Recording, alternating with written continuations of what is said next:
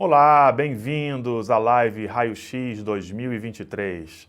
Esse projeto ele escaneia a economia, as inovações e as políticas públicas que fazem do Ceará um estado único e apresenta as perspectivas dos mercados frente ao crescimento da economia nacional. Tudo isso em diferentes plataformas e com a credibilidade do grupo de comunicação O Povo, que você já conhece. Bom, ao longo de 4 encontros como este, nós vamos trazer um recorte de áreas de grande potencial para a economia do Ceará: a inovação, a criatividade, o conhecimento e o mar. Estamos online pelo YouTube e Facebook do Povo. Eu agradeço a sua companhia e na tarde de hoje vamos falar sobre a economia da inovação. Inovação, disrupção, tecnologia são palavras que estão na boca de todos e que permeiam muitas das transformações do mundo atual, seja no setor privado, no setor público e no dia a dia das pessoas. E para conversar comigo sobre o cenário da inovação e os desafios para o Ceará, eu recebo o professor Mauro Oliveira, ele é CEO do Iracema Digital, e o economista Análio Rodrigues, diretor da SDL Gestão e do Iracema Digital. Muito bem-vindos. Bom, eu vou começar aqui com uns números interessantes que falam sobre o Índice Global de Inovação. O Brasil avançou no ano passado 3 posições em relação a 2021 e passou a ocupar o 54º lugar desse ranking, segundo dados da Organização Mundial da Propriedade Intelectual. Esse ano o Brasil avançou ainda mais e lidera hoje esse ranking de inovação na América Latina. O país ocupa a 49ª posição no Índice de Inovação. Eu queria começar perguntando para os dois o que tem levado o Brasil a recuperar posições. Não está ainda na posição que ele teve melhor, que foi em 2011, mas ele vem recuperando posições nesse ranking, que é um ranking importante. Quais são os fatores, na opinião de vocês, que têm levado o Brasil a crescer nesse ranking nos últimos anos? Bom, antes que o Análio fale, ele que é o nosso especialista, eu queria dizer do prazer de estar aqui com esta figura, né? Importante para a economia do estado do Ceará, que é o Análio Rodrigues. Eu diria que eu fico até incomodado, eu me sinto aqui como se eu estivesse falando de teatro aqui com o Ricardo Guilherme, falando de música aqui com a Ednarda. É uma coisa meio estranha para mim, porque eu estou ao lado do que eu chamaria o Marco Polo da inovação do Ceará. Análio tem sido realmente a pessoa que tem trazido, né? Eu sou testemunha disso, eu fui secretário na CCTES, Ciência e Tecnologia, em 2007. E o Análio foi a pessoa que chegou trazendo essa palavra inovação, que nem sabia direito o que era. E agora o Análio também está trazendo aí equity, crowdfunding, coisas de uma cultura que já era para a gente ter nas nossas universidades. Então, eu queria primeiro fazer esse registro e passar a palavra imediatamente para quem entende do assunto. Vai lá, Análio.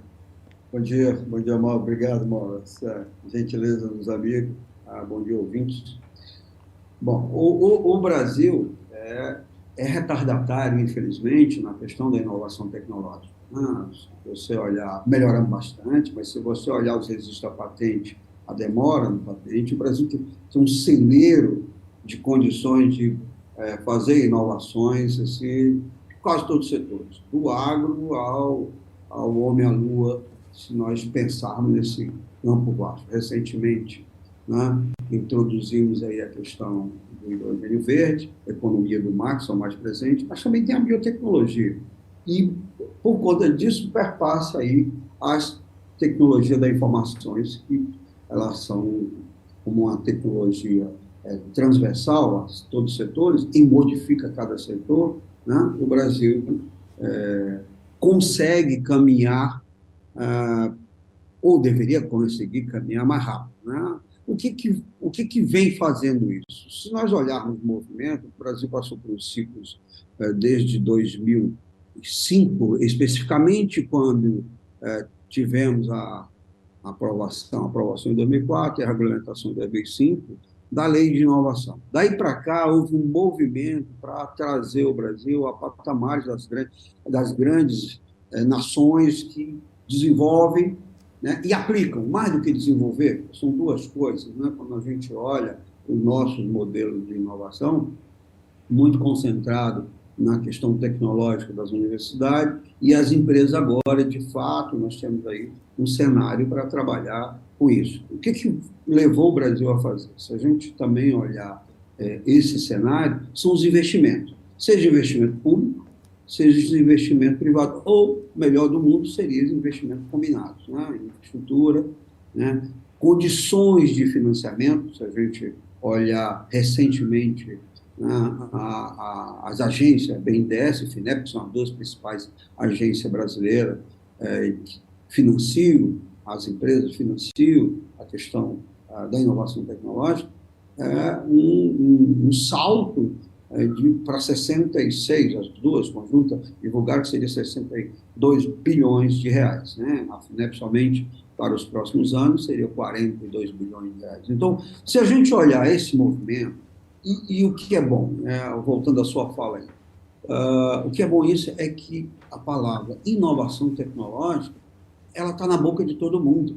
É uma coisa, se a gente olhar a quantidade de hubs que tem no Ceará, né, se a gente olhar a quantidade de iniciativa que tem no Ceará, se a gente olhar as feiras, os eventos, aí você consegue justificar por que o Brasil começa, de fato, a voltar, ou pelo menos a manter uma posição de inovação tecnológica, né? Se os estudos voltados à questão da inovação tecnológica, né, recentemente, semana passada, tivemos aí o evento em Brasília, 2 eventos, especialmente da Amprotec, né, que discute a inovação, fomenta a inovação nas empresas. Então, o Brasil, ele tem condições, na verdade, de ser, não é somente líder na América Latina, né? A economia do Brasil é uma das maiores da América Latina, mas ele tem condições de ser do mundo, porque tem competência para isso. Nós temos os nossos conhecimentos da universidade, nossos pesquisadores, seja no Brasil, seja no Ceará, estão entre os melhores pesquisadores do mundo, ou seja, isso você espraia para os demais alunos. Diga. Não, só para não perder aqui o gancho da tua fala inicial, você falava do atraso do Brasil, não é? Realmente existe um gap, a gente sabe, um gap entre as coisas acontecem, né, no chamado primeiro mundo aí, turma que, né, lidera, né, a economia mundial, e eu queria me reportar ao atraso do atraso, né? Quer dizer, o Nordeste, né, o Ceará, nós estamos numa região em que esse atraso acontece de forma duplicada, vamos chamar assim. E a gente reconhece uma mudança, eu diria, abrupta, né? Você e eu que temos acompanhado desde o final do século passado. Olha que frase horrível, desde o final do século passado. É muita experiência reunida. É verdade, né? É verdade que eu já acompanhei desde o nosso século passado. Eu citava no início, quando eu fui secretário da CECITES, o Análio foi o cara que trouxe a palavra, né, o termo inovação, quando esse termo já existia em São Paulo, e muito antes ele já existia lá nos países que mantêm qualidade de vida vendendo inteligência, né? Aí eu faço aqui um parêntese para um país que tem a 8ª, a 9ª economia do mundo, já foi a 7ª, vendendo commodities, né? Nós temos que entender que quem... E é o 67º aí no IDH. Então, voltando aqui para a história, eu percebo, Anália, que quando eu tento encontrar uma resposta à pergunta que foi feita, eu acredito a uma questão cultural. Realmente eu estou impressionado e positivamente impressionado com a mudança que aconteceu nos últimos 10 anos, notadamente nos últimos 5 anos. Eu lembrei aqui do fato... no final do século passado, a gente formava a primeira turma de mestrado em ciência da computação e todo mundo, a mídia inclusive, né, comemorava porque a Microsoft tinha contratado todos os nossos alunos. Quer dizer, uma coisa que era para a gente lamentar, né, o investimento brasileiro, da sociedade brasileira, na formação de jovens para melhorar a nascente indústria local, não. Então, essa mudança de cultura, né, ela é o único lugar que eu que eu encontro uma resposta, porque é impressionante, né, como essa meninada está reagindo, né, o Rapadura Valley, né, o Cariri Valley, nós temos aí vários hubs, o Nina, o BS Innovation, nós estamos tendo aí uma coisa, nesses últimos 5 anos, impressionante, né? É impressionante, e aí eu diria que essa mudança também aconteceu na universidade, né? No final do século passado, era pecado mortal, você não passava nem pelo purgatório, iria direto para o inferno se você falasse na universidade e botar uma empresa, né? O Análio lembra disso. E hoje não, essa coisa já é um pecado venial, né? Então, eu tento encontrar uma explicação, Análio, numa questão cultural e festejar. Realmente tem uma coisa de novo no reino de Alencar, né? A coisa está pegando fogo, eu estou muito otimista, o Iracema Digital está otimista, né? Nós estamos aí, inclusive, com uma parceria com a Associação Cearense de Inovação, que reúne os hubs de Fortaleza, e digo mais, olha, eu nunca vi, né, nesses meus quase 40 anos, né, em que eu acompanho a ciência e tecnologia do Estado do Ceará, algo tão animador. Mauro, eu queria, ainda na sua fala, eu queria voltar um pouco aí para a fala inicial sobre o Brasil, do ponto de vista de situar. Você foi também secretário em telecomunicações, né? Se nós olharmos, nós temos um gap em telecomunicações, sempre foi um importador, né? Agora nós temos aí condições de trabalhar sobre isso, né? Com alguns players, algumas empresas, grandes empresas, investindo nessa questão da inovação tecnológica. O que ocorre, para responder a sua pergunta, por que o Brasil faz esses altos e baixos aí, e de fato são, e eu chamo, né, modelo soluço, né?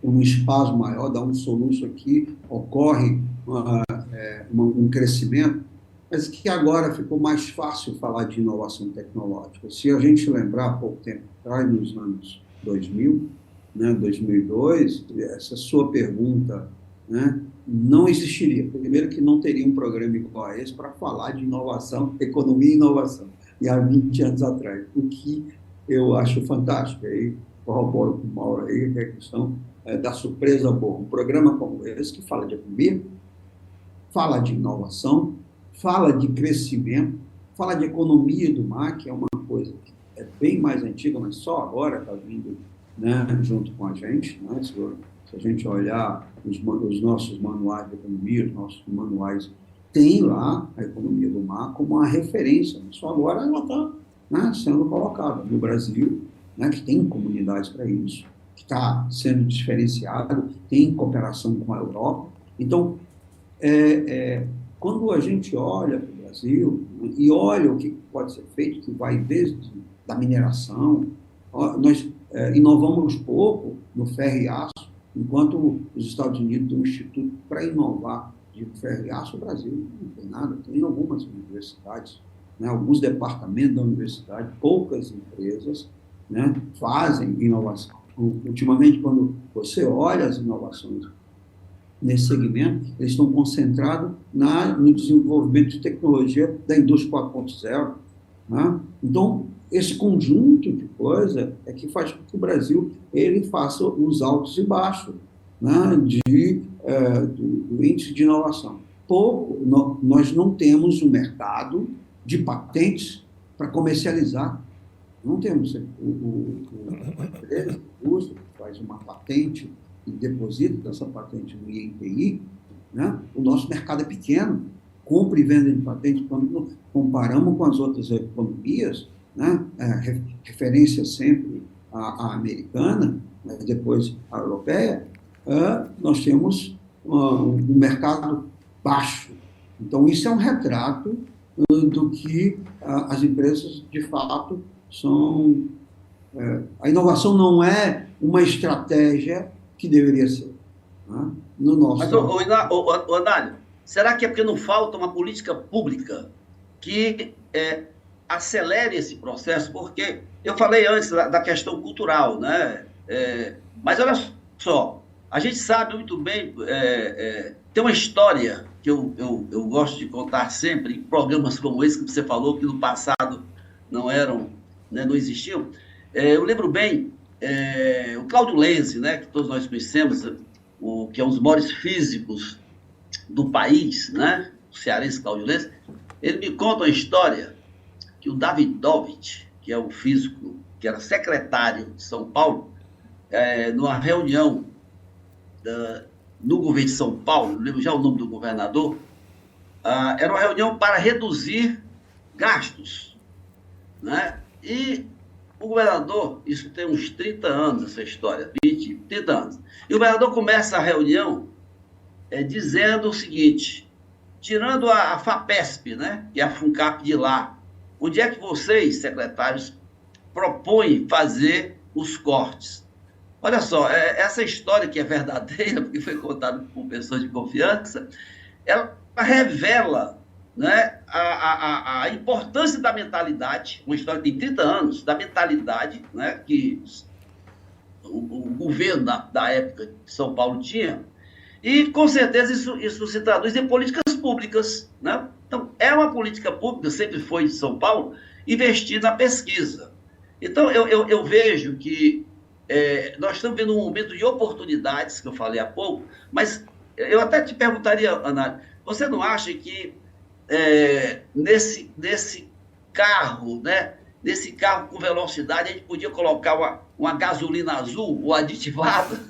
Não poderia ter uma política pública para poder fazer com que essa meninada entendesse, né, que o Estado, né, que eles formam, tem um governo que é pago por eles, né? O governo é nosso funcionário. Sem dúvida. E ele vai poder botar essa gasolina azul nessa meninada que está doida para poder produzir.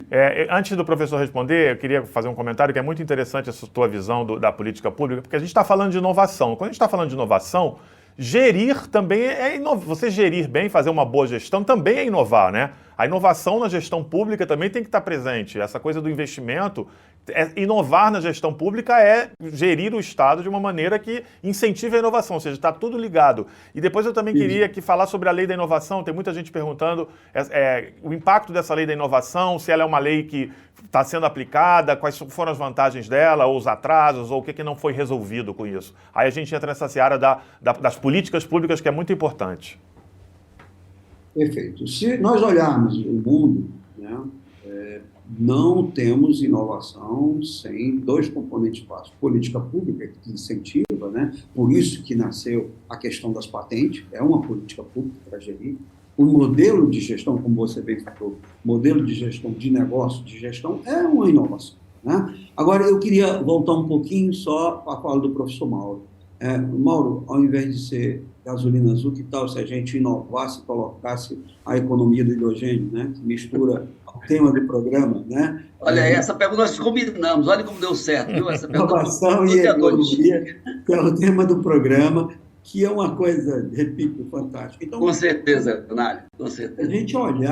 Se a gente olhar para as políticas públicas, nós temos uma política pública nacional e depois nós temos as políticas públicas internacionais, que são as federativas de cada estado, né? E aí nós temos o diferente olhar do gestor público para esse tipo de aumento eu diria assim, da inovação, aumento da qualidade da inovação lá nas empresas. Enquanto você vê um estado como Santa Catarina, que, né, nos anos 2000 aí não era tão relevante assim do ponto de vista de startup. Hoje o índice aumentou se você olhasse por estado. Se você olhar os outros estados, permaneceram igual, com baixo conteúdo de inovação, né? Então, voltando isso, em 2004, quando foi pensado a questão da lei de inovação, lógico, é uma sequência de tentativas que vem lá dos anos 80, mas em 2004 que tem, de fato, um marco legal da inovação, e em 2005 regulamentar. Ela está sendo utilizada com as derivações hoje, que, por sorte, né, há inovação dentro da inovação. Então, o que foi essa lei de inovação para o Brasil? Essa lei de inovação foi, primeira forma, dizer que é possível trabalhar o modelo universidade-empresa sem ser pecado mortal, basta ser venial, como disse o Mauro, né? Então, esse foi o primeiro ponto importante. O segundo ponto é que incentiva as empresas a investir internamente ou contratar investimento, que é uma forma de o que está se chamando hoje, mas já se chamava há mais anos atrás, de inovação aberta, né? Você permite e abater na base de cálculo do imposto, né, a pagar. É a única lei de incentivo em que ela pega a contribuição social sobre o lucro líquido e o imposto de renda. Por quê? Que abate da base. Certo? Então, foi uma novidade, que eu chamei de novidade dentro da novidade, do ponto de vista da legislação. O gestor público, quando olhou isso, nós precisamos, de fato, aumentar a nossa capacidade de inovação. E precisamos de instrumentos legais e instrumentos financeiros. Agora, Análio, se você me permite, tão importante quanto a lei da inovação, ou até mais, se isso aqui não fosse água, fosse vodka, como você está pensando, eu ia dizer que é mais importante do que a lei da inovação. Quando eu falei de política pública, eu falei a política pública em todas as esferas, né? Por exemplo, a nossa escola primária, né, que agora chama-se fundamental, ela não fala em educação financeira.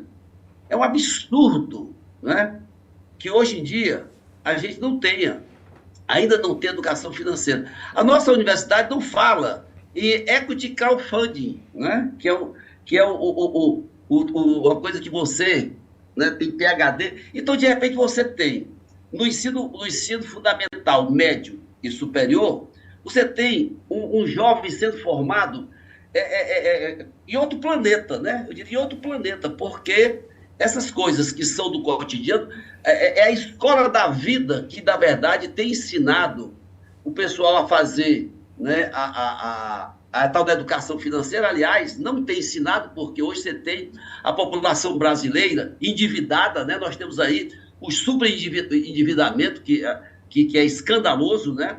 A pessoa compra uma geladeira em 10 prestações sem saber, né, a faca na goela que não tem educação financeira.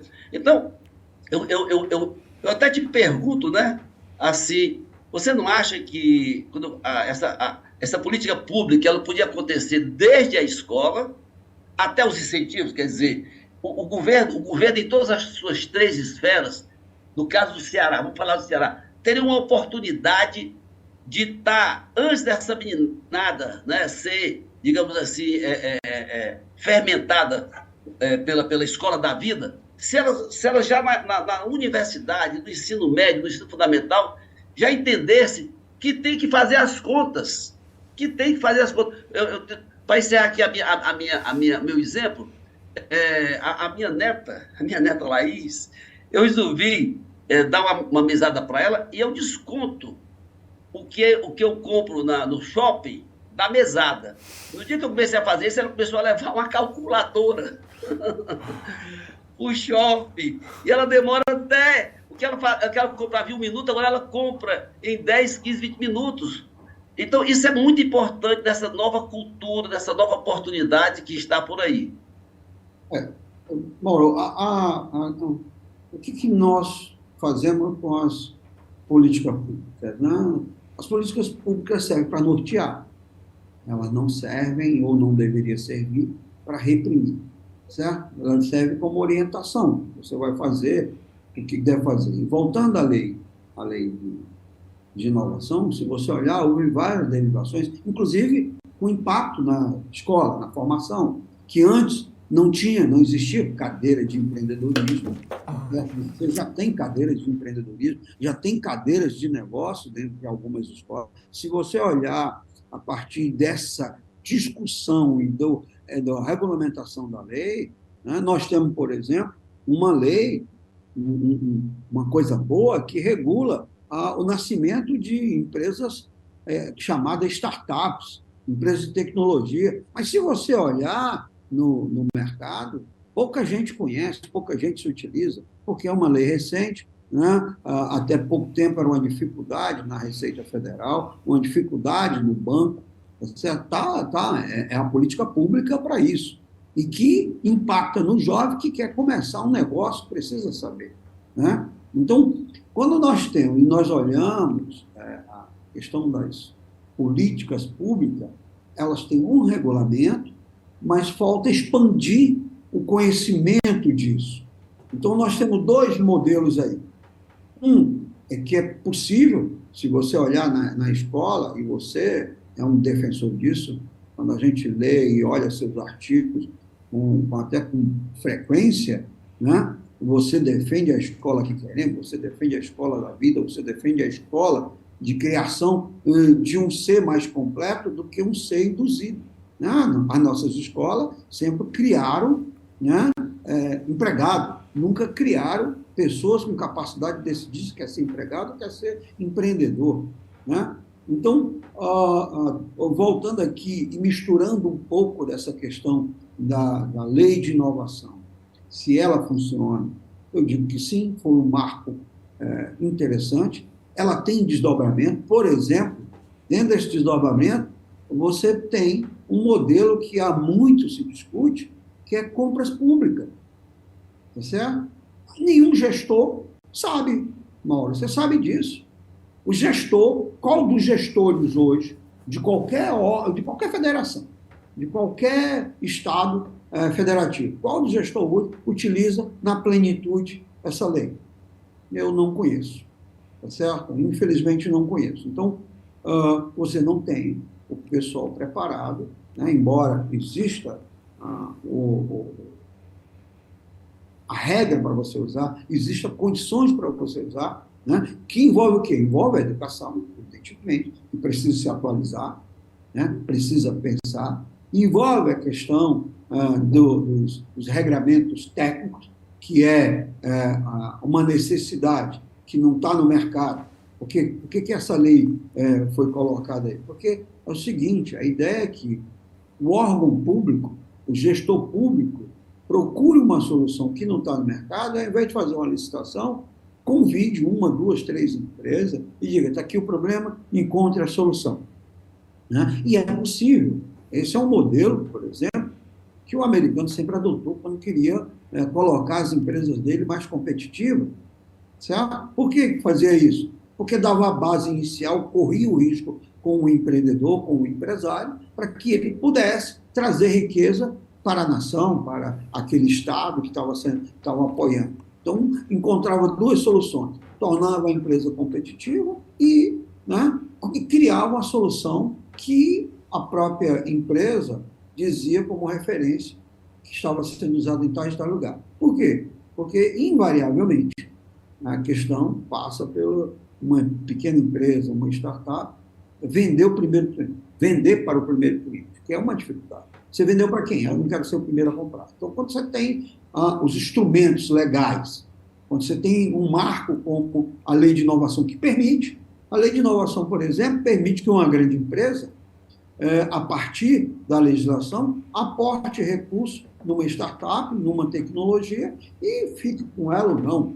Tá certo? Mas, Anário, pegando o que você acabou de falar, recentemente você e eu tivemos aí naquele evento, o evento do Ceará Tech Summit, né, que o Sebrae, com apoio do Iracema Digital, fizeram, e nós ouvimos, e aí eu queria saber de você, nós ouvimos empresários dizerem ao vivo e a cores, né, e menos de 10% do investimento deles é feito nas startups cearenses, que quer dizer que 90% do investimento deles é feito em startups fora do Ceará. Como é que a gente resolve essa equação aí, no contexto do teu discurso? Bom, vamos lá. Eu vou me permitir aqui fazer o de cima para baixo. Né? Por favor. Obedecendo a regra do programa aqui, que fala de economia. Ele começou global, Brasil, e nós voltamos aqui para o Ceará. Então, dentro desse contexto, é o seguinte. Se você olhar, essa educação que você disse, essa educação que você mencionou aí, né, existe, mas ele não vai para dentro da escola. Então, uma startup não sabe que existe isso. Então, precisa que esse empreendedor, esse jovem empreendedor, vá atrás. E uma coisa que eu comentei com você, né, a gente precisa inovar na forma, né, de divulgar para esse empreendedor, né, de como trazer. Por exemplo, um programa desse, por isso que eu acho fantástico, que você pode discutir isso, né, e aí daria mais de um programa, daria 10 programas disso. Por quê? Porque você tem instrumentos no Brasil, se você olhar e fizer uma análise das empresas, quem usa mais? São Paulo, Rio Grande do Sul, Santa Catarina, porque tem uma comunidade mais presente, mais participativa. Está aqui no Ceará, ela é, de novo, o modelo Soluço, é um modelo stop, né? Aqui, o stop and go, vai e volta. Né? Não há uma dinâmica, não há o ecossistema não se fala em si, ele não se entrelaça. Né? Uma grande empresa, como a que temos aqui, e a gente pode citar as grandes empresas aqui, que vai Pagamentos, que está fazendo um esforço, a BS, né, está fazendo esforço, já tem os seus próprios participação em hubs, participação em modelos de negócio que permite isso. Então, quando você tem isso, aí você tem mais empresas locais participando. Mas quando você tem uma empresa que ela é continental, ela atua no Brasil todo, mas o centro de fomento dela não está só aqui, e ela participa no Brasil todo, é diferente. Então, você tem modelos, né, que você pode dizer o seguinte, olha, vamos concentrar aqui um locus, vamos colocar aqui um local para desenvolver isso. Você atrai esse modelo. Mas quando essa empresa ela tem os braços, ela é uma empresa continental, e o fomento dela, a vontade dela, sai desse local aqui, passa... você tem mais concentração de empresas em São Paulo e em outros locais do que no Ceará. Então, é razoável. Mas, Ana, será que não é questão também aí, apesar de eu concordar contigo, de política pública? Porque, observa só, na hora que você diz que esse ecossistema não se entrelaça, eu sou até mais duro do que você, e digo que esse ecossistema não existe, que para mim ecossistema é sinônimo de colaboração. Se não há colaboração, não tem ecossistema. Né? O que nós temos são, eu diria, protagonistas de um ecossistema. Então, para mim, o que falta é política pública, porque eu acredito que essa falta de comunicação, né, por exemplo, no passado a gente dizia, né, que a turma pegava o avião da Transbrasil ou da VASP e ia para São Paulo comprar coisas que existiam aqui por falta de conhecimento. Mas não se concebe que hoje, né, as empresas, as grandes empresas, mesmo essas que são aí transnacionais, que elas não conheçam o que o Ceará tem. O Ceará precisa ter uma vitrine. Essa vitrine que o Iracema Digital tanto briga há 5 anos, ela poderia ela ser turbinada com hidrogênio, agora acertei, né? Com hidrogênio. Para poder fazer com que o nosso ecossistema funcionasse. Nós não temos um ecossistema. Essa é que é a grande verdade. A gente diz que esse ecossistema existe, precisa ser fortalecido, mas quando eu ouço essas declarações que nós ouvimos, é porque não existe ainda, e nós estamos brigando para que isso aconteça, políticas que façam com que as compras, né? Olha, nós temos empresas, você sabe disso, que pagam ISS, muito mais ISS na nossa área de TIC, né? Pelo menos eu tenho certeza. Na área de TIC nós temos empresas que pagam mais ISS aqui no Recife do que em Fortaleza. E faz a mesma coisa. Então, esse algo errado que existe, né? Na minha opinião, ele seria resolvido com o fortalecimento de um ecossistema e que, para mim, isso tem tudo a ver com a política pública que está faltando, que percebam, que esse programa está percebendo, de que nós temos um cavalo selado passando na frente do Ceará, que está bombando no hidrogênio, mas que podia estar bombando também na transformação digital. Câmbio.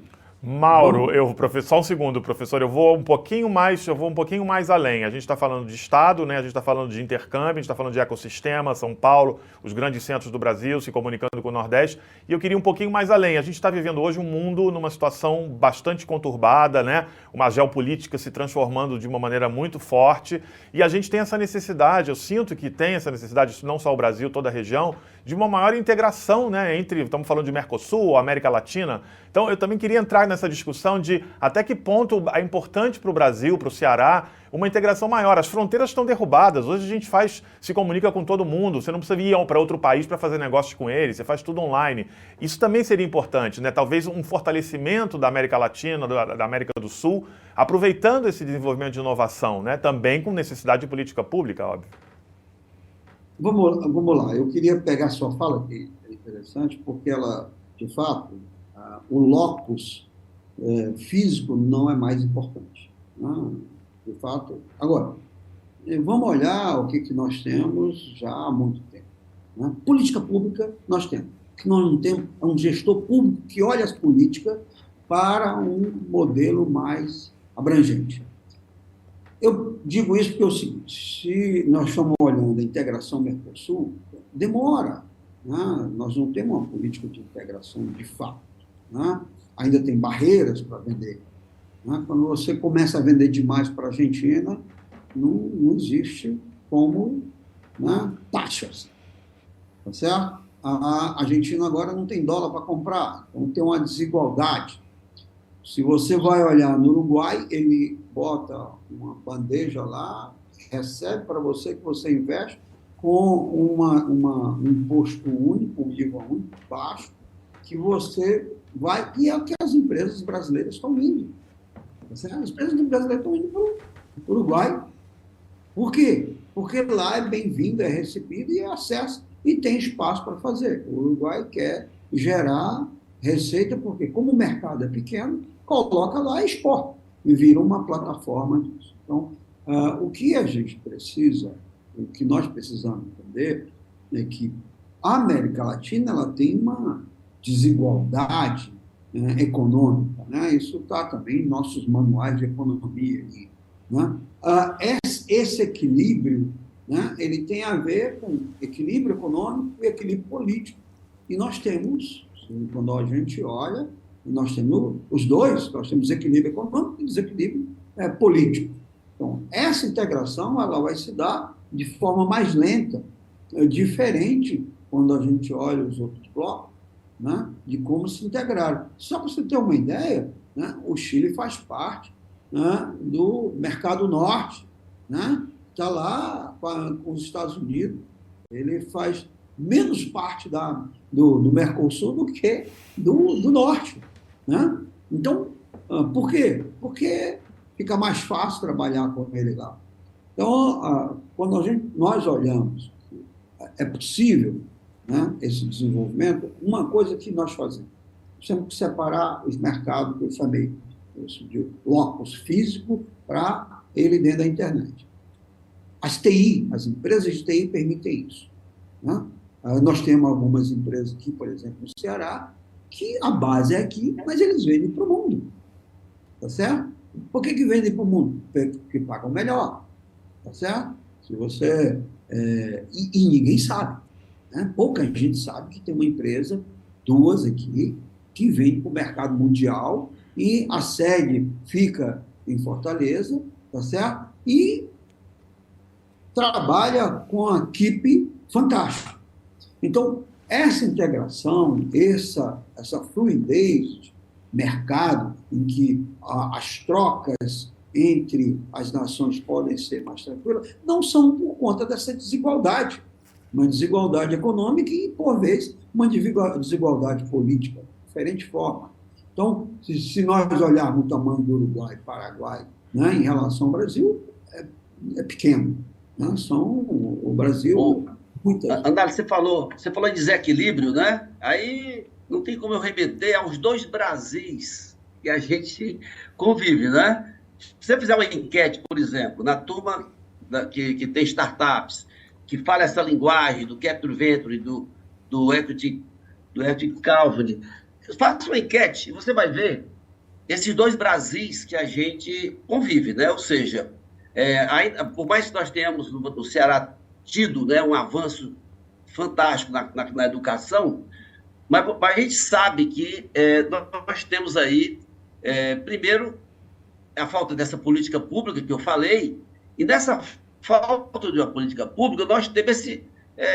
apartheid hoje é um termo talvez injusto, né? Mas é um apartheid mesmo, né? Quando você vê essa questão da diferença social, né? dessa grande confusão que tem, né? de extrema pobreza com extrema riqueza convivendo. Então, a pergunta que eu faço é o seguinte, a minha curiosidade, eu estou aqui para responder, não é para perguntar, agora que eu me lembrei. Mas olha só, eu estou só pegando carona, né? Porque a gente não pode deixar de perceber que as pessoas que estão nesse novo mundo aí, que está bombando, são pessoas de um poder aquisitivo bem alto, né? Bem alto, isso a gente sabe da nossa convivência. Como é que a gente faz para poder democratizar, né? Eu pergunto isso, para a minha resposta seria política pública, né? Para poder fazer com que o jovem lá da escola pública, lá, né, de um bairro, né, que nem sempre convive, né, na sua cultura local, né? E aí, eu estou falando isso porque eu tenho um projeto há muito tempo lá no Pirambu, né? No Pirambu Digital, que agora é Pirambu Innovation, né? Já me disseram para não botar essa palavra em inglês, mas é porque se eu não botar Innovation, como é que o Pirambu vai competir? Pirambu Innovation é muito bom. Mas olha, o Pirambu Innovation, então, já que eu me citei, né? Já que eu me citei, eu queria dizer o seguinte, a ideia do Pirambu Innovation tem um pouco a ver com essa nossa conversa. A gente hoje defende que a periferia precisa, os jovens da periferia precisam conviver em tempo real e não esse delay, esse gap, né, que a tecnologia chega dos ricos, depois dos menos ricos, depois dos pobres. A gente queria muito... A gente é contra isso. Então, hoje a gente defende o Pirambu Innovation que os jovens da periferia, eles possam falar de mecânica quântica, eles possam falar, né, de inteligência artificial generativa que está vindo aí, feito doida, né? A sociedade cearense e a brasileira não estão se preparando para o que alguns autores estão chamando da Covid do desemprego, né? Daqui a 2, 3 anos, a inteligência generativa vai afetar a nossa economia de uma forma espetacular no sentido contrário, né? E a gente não está falando disso, a sociedade não está falando isso. Eu queria até deixar aqui para o raio-x essa sugestão.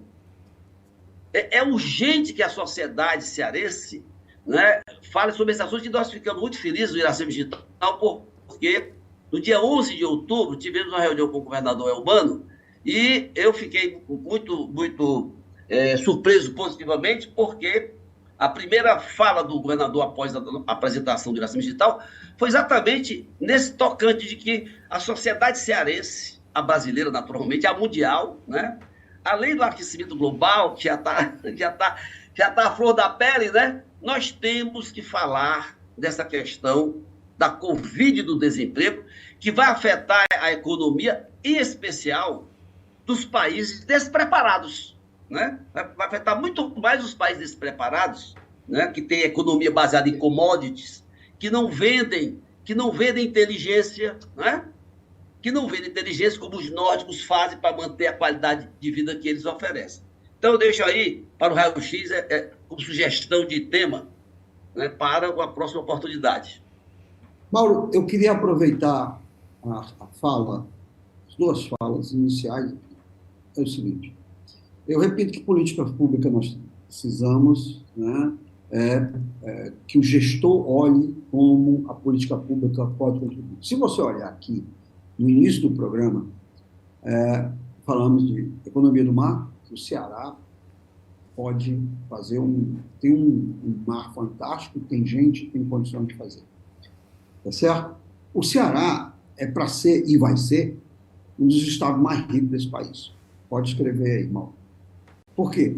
Porque nós temos o que o mundo quer, e nós temos o que nós teremos. Nós temos sol, nós temos vento, nós temos mar, nós temos uma área de produção da agroindústria agrícola que pode ser feita. Tudo isso que nós estamos falando está envolvendo inovação tecnológica. Se você olhar para responder o que é, nós temos uma quantidade de gente pensando em economia de impacto, que exatamente desenvolve negócio, mercado, para abranger quem está fora, assim, quem está à margem do mercado mais concentrado, ou seja, achatar de forma gradual, achatar de forma... Na verdade, a economia de impacto é para achatar, de mais de impacto mesmo, para levar, colocar mais gente fora desse mercado, para dentro desse mercado. Então, que impacta a sociedade, principalmente aqueles que hoje estão à margem. Tá? Então, há um esforço. Existe a política pública. A questão básica é o seguinte, Mauro, eu vou dar um exemplo aqui. Uma grande empresa dessa, que recebe, que chega, tem um órgão do governo chamado FUNCAP. Uma grande empresa dessa chega para a FUNCAP e diz, vamos lançar um edital aqui em economia de impacto para X%, ao invés de ser os 5%, vamos botar 20% dos recursos aqui para as startups. Então, você consegue fazer algo diferente do que ficar isolado. Por isso que eu comecei aquela hora a questão do ecossistema que não está se falando. Por quê? Porque se ela faz 5% e chega para você e lhe mostra, dizendo que, olha, nós temos 5%, vamos na FUNCAP, que eu tenho X dinheiro, e se a FUNCAP colocar tanto através do Fundo de Inovação Tecnológica, eu expando isso e faço uma coisa mais. Então, é o gestor olhar o que nós temos de atual e atualizar, evidentemente, a política pública. Certo? Mas, Análise, eu acho que a própria... esse boom do hidrogênio verde e mesmo a economia do mar corre o perigo de dizerem no futuro que a gente ouviu na semana passada, de que esse monte de dinheiro, né, que vai trazer, essas economias vão trazer para o Ceará, de repente não vão contratar as nossas startups, né, e vão, a exemplo do que a gente ouviu, contratar startups, conhecimento lá de fora, se nós não fortalecermos. Minha pergunta é mais para concordar contigo. Se a gente não fortalecer esse ecossistema, nós corremos o risco desse dinheiro que vem para o Brasil, para o Ceará, fazer do Ceará o que você está aí profeciando, acabar com... Na mesma história, a gente vai ter um Estado rico, né? Mas toda a sua inteligência, ou grande parte da sua inteligência, é terceirizada para as startups que estão fora. Essa visão do fortalecimento, vamos aprofundar um pouco nisso aí, do fortalecimento. Quais são as necessidades para fortalecer, para ficar bem claro para a audiência? O que precisa fortalecer para que isso não aconteça?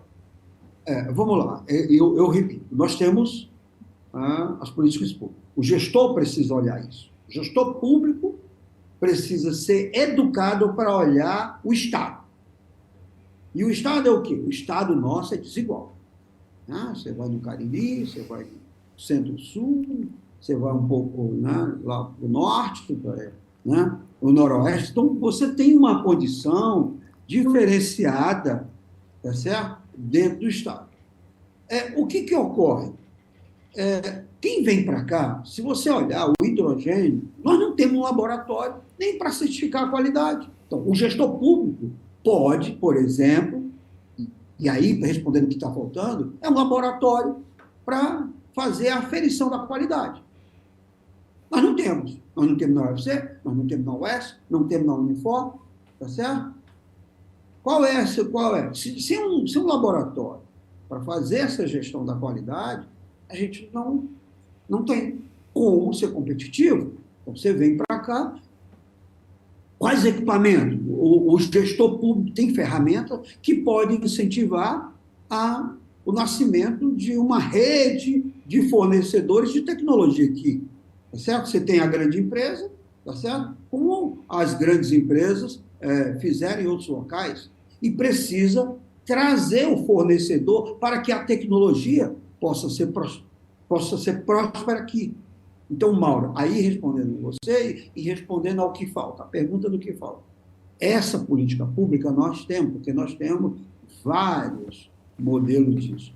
Nós precisamos é que o gestor seja educado para olhar o Estado, né, com uma certa distribuição mais equitativa disso. Então, vamos botar um laboratório no estado do Ceará sobre hidrogênio? Vamos.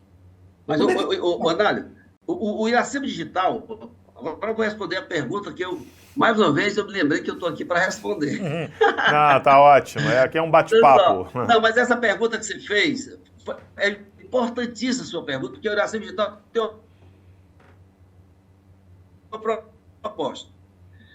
De repente, né, do hidrogênio verde, que foi muito bem colocado aí pelo Análio, e eu digo sem medo de me arrepender depois.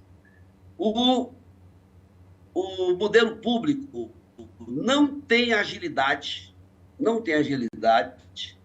né? Eu digo isso porque eu já pertenci, já trabalhei no modelo público. Há uma distância muito grande entre o que um governador quer e o cara lá da ponta, entre a ponta e o governador, tem muito caminho a ser. O modelo público não tem agilidade para aproveitar essa grande oportunidade que está passando, como eu falei na metáfora do cavalo selado. A proposta da Iracema Digital é o seguinte: nós temos que, nesse enfrentamento, para não perder essa oportunidade, para exatamente, né, resolver não só a questão do laboratório que o Análise citou com muita propriedade, nós precisamos de uma parceria público-privada, nós precisamos da agilidade, né, da agilidade do mercado, para fortalecer esse ecossistema. A política pública existe, como bem disse o Análio, a visão do gestor às vezes existe, mas a máquina pública ela tem uma inércia que nós conhecemos, o Análio. Então, a proposta do Iracema Digital é clara.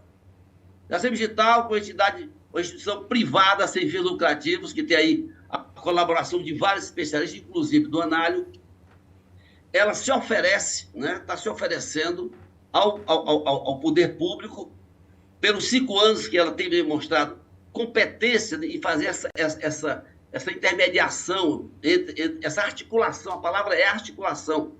Precisamos hoje de uma articulação para poder ver rápido e encontrar rápido a resposta para o laboratório que o Análio falou, para ver rápido e agir rápido em outras demandas. Se nós não fizermos isso, vem alguém de fora com a agilidade, né, e a gana do lucro e vai fazer. Fica, então, esse alerta, né, nesse programa extremamente oportuno, como disse o Análio, fica um alerta. Se o Ceará não reagir, todas essas suas oportunidades de riquezas que vai fazer do Ceará aquilo que profetizado pelo guru Análio, de ser o estado mais rico do Nordeste e o segundo maior do Brasil, né? Isso vai acontecer de uma maneira que, de repente, não é a mais interessante. Nós queremos que o Ceará rico, ele seja feito, em grande parte, pela inteligência cearense. E isso precisa de uma entidade rápida. E o Iracema Digital está se propondo a uma parceria público-privada. Isso vai ser entregue ao governador agora no dia 20, né, oportunamente. Já que falamos do Iracema Digital, ele permeou aqui a nossa conversa, vamos falar um pouquinho do Iracema Digital nesses minutos que a gente ainda tem aqui, explicar, o público sempre se renova, né? Provavelmente muita gente está aqui escutando a gente, talvez não conheça o que é o Iracema Digital. Vamos contar para essas pessoas o que é o Iracema Digital, seus principais projetos. Bom, já citaram um, né? Análio, o que é o Iracema Digital? Olha, o CEO fazendo uma pergunta dessa, né? Eu vou, você vê, né? Isso ainda bem que está no final do programa, viu? Porque, de fato, olha, eu não vou responder de forma taxativa, mas eu vou dizer o seguinte: o Iracema Digital, ele é emblemático do ponto de vista até do seu nascimento. Um grupo de pessoas insatisfeitas, né, em não ter uma comunicação, não ter um entrelaçamento entre a sociedade e todo mundo espalhado por outro, esse grupo resolveu unir isso. Chamou, convidou, trouxe gente de todos os locais, mais diversos, que na verdade era uma miscelânea de pensamento para, insatisfeito com o modus como estava a condição, né, do desenvolvimento do Estado, provocar a fala. E desses 5 anos, Mauro, e aí você é que vai dizer o que é, mas eu estou olhando como partícipe, né? O Iracema Digital criou uma riqueza de detalhe do que pode ser feito no futuro, que é a conversa entre os principais atores de hoje. E nesses 5 anos, né, o Iracema Digital ele está se tornando mais do que útil à sociedade cearense. Ele está se tornando um interlocutor em que a sociedade cearense pode pensar como privilégio fazer essa interlocução. Porque tem muita gente, de todas as áreas, que defende um bem comum, que é essa equalização do status de riqueza e pobreza no estado do Ceará, né? Transformando o estado a partir dessas ideias, a partir dessa discussão. Eu não sou a pessoa mais apropriada para falar, mas eu queria deixar isso registrado, Mauro, e você na qualidade de CEO, né, no presidente do Instituto, para nos dizer, nos brindar de fato o que é o Iracema Digital. E eu gostaria de ouvir aqui, e eu acho que o público também queria, até para poder, né, contribuir com essa discussão, que é fantástica, que faz a interrupção, que você acabou de dizer, que vai fazer um encontro com o nosso dirigente máximo do Estado. Então, né, o Iracema Digital fazendo proposta, discutindo, né, e chamando a razão de que essa equalização da sociedade do ponto de vista econômico e financeiro precisa existir. Horário, eu queria, primeiro agradecer a sua né, observação, que você tem sido realmente um grande colaborador, um parceiro, há muito tempo, né, que você ajuda esse Estado, você que... Tu já tem a cidadania cearense aí, Renato? Merece, viu? Porque tá aí, que ajuda o Ceará desde que eu conheço. Tá aí, merece. Vamos lançar aqui no Raio X essa a campanha. Mas olha só, eu queria começar terminar, aliás, né, com a frase do Célio Fernando, né, que é o nosso secretário de modernização do governo, também um grande parceiro do Iracema Digital. O Célio costuma dizer que não existirá uma transição energética justa sem a transformação digital. Eu falo isso porque essa frase do Célio, ela é cheia de recados, né? Ela é cheia de recados. E um deles responde aí né, ou dá continuidade ao que o Onário falou. O Iracema Digital, ele é uma instituição privada sem fins lucrativos, né? Há 5 anos, né, que a gente está aí nessa conversa que tem crescido na linha do que o Onário já falou, não precisa repetir, mas o que a gente briga é pelo óbvio, é pela política do óbvio. A gente briga para ter uma vitrine. O Ceará não tem uma vitrine, o Ceará não conhece o Ceará. Nós não sabemos, né? Se você perguntar quanto é que o Porto Digital, aqui do nosso vizinho, faturou, quantos empregados tem, quantas empresas tem, está lá no site deles. Eles faturaram 4,2 bilhões ano passado, tem 17 mil profissionais envolvidos, 354 empresas cadastradas. Sabe quais são os nossos dados nessa área? Ninguém sabe. Né? Ninguém sabe. Como é que se faz política pública sem dados?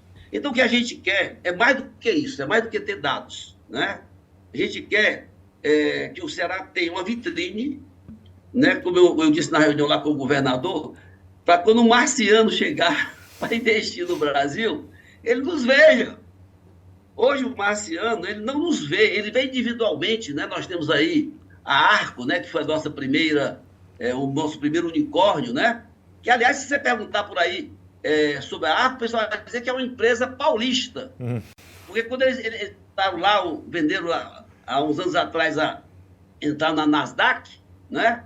A Folha de São Paulo colocou como uma empresa paulista. Então, essa falta de uma identidade do potencial que o cearense tem, do potencial que as empresas possuem, é uma das brigas do Iracema Digital, que com certeza ajudaria na consolidação desse ecossistema ou na criação, né?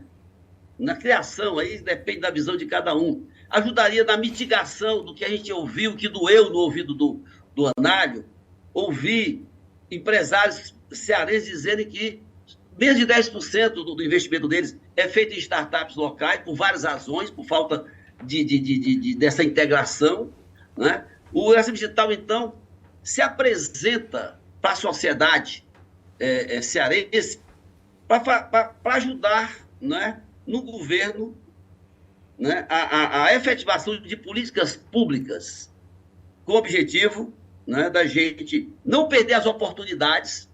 Começa, eu falei do hidrogênio verde e da economia do mar. Se a gente não tiver mecanismos ágeis, nós vamos, então, importar inteligências, né? Todo CEO que é importado, ele compra de quem, Anário? Na hora que contrata um CEO de fora, ele vai comprar de quem?